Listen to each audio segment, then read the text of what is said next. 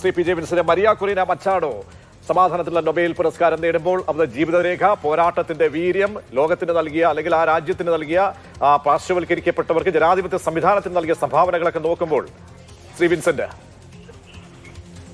തീർച്ചയായിട്ടും അത് സമീപകാലങ്ങളിൽ എത്തേണ്ട കയ്യിൽ തന്നെ സമാധാനത്തിനുള്ള ലോക സമാധാനം വളരെ പ്രധാനപ്പെട്ട കാര്യമാണ്.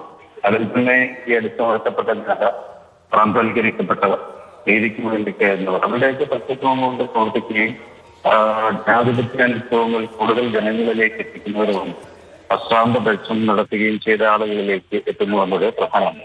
അതും പ്രതിപക്ഷ നേതാവ് എല്ലാ രാജ്യങ്ങളെയും ഭരണകൂടത്തിനെതിരെ പ്രവർത്തിക്കുന്ന ഭരണകൂടത്തിനെതിരെ എന്ന് പറയുമ്പോൾ ഭരണകൂടത്തിന്റെ ജനവിരുദ്ധമായിട്ടുള്ള നിലപാടുകൾക്കെതിരെ പ്രതികരിക്കുകയും കൂടുതൽ ജനാധിപത്യത്തിന് വേണ്ടി ആവശ്യപ്പെടുകയും ഒക്കെ ചെയ്യുന്ന ആളുകൾക്ക് ഇതിലെത്തിക്കുന്നു എന്നുള്ളതാണ് അതിലെ ഒന്നാമത്തെ ഘടകം. അതിൽ വളരെ സന്തോഷമുണ്ട്.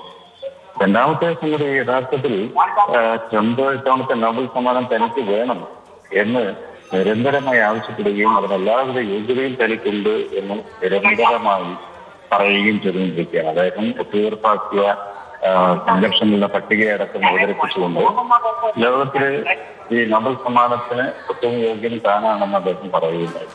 അതിപ്പോഴും ഈ അവകാശവാദത്തിന് ഒട്ടും കുറവില്ല. അപ്പം അത്തരത്തിൽ ഒരു ലോകത്തിലെ ഏറ്റവും ശക്തനായ ഭരണാധികാരി എന്ന നിലയിൽ ആർക്കെതിരെയും വാളെടുക്കുന്ന ഒരു ഭരണാധികാരി എന്തൊക്കെ ചെയ്യും, ആർക്കെതിരെ യുദ്ധം പ്രഖ്യാപിക്കും, ആർക്കെതിരെ സമാധാനം കൊണ്ടുവരും എന്നുള്ള കാര്യങ്ങളിലൊക്കെ തികച്ചും അസാധാരണത്വം നിലനിർത്തുന്ന ഒരാള്. അദ്ദേഹം നോബൽ സമ്മാനത്തിന് വേണ്ടി കളത്തിലിറങ്ങിയത് ഒരു സവിശേഷ സാഹചര്യമാണ് ഉണ്ടാക്കിയത്.